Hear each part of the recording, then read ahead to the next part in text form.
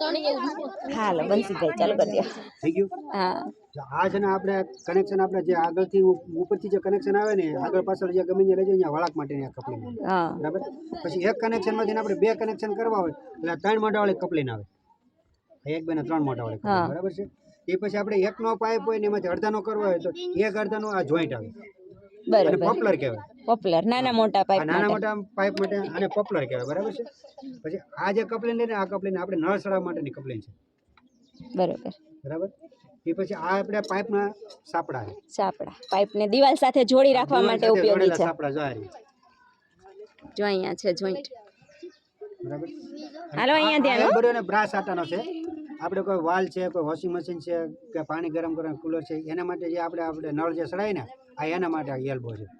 આને બ્રાસ આટાનો કહેવાય અને આને સાદા આટાનો કહેવાય. બરાબર. બે આવે.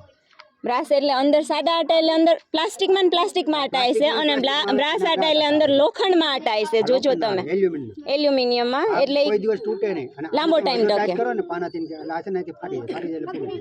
આ તૂટે નહીં કોઈ દિવસ.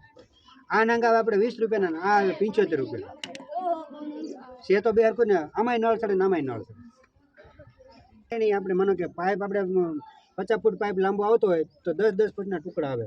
10 ફૂટના ટુકડા આવે ને એ માટે આપણે હાંધા કરવા માટે આને હાંધા કપલિંગ કહેવાય. આ બે બાજુ લાહી હોય સાહેબ. બે બાજુ આમાં આટા નો આવે અને આમાં છે ને આટા આવે. આ એક બાજુ લાહી હોય ને એક બાજુ આટા હોય એટલે આમાં નળ ચડે.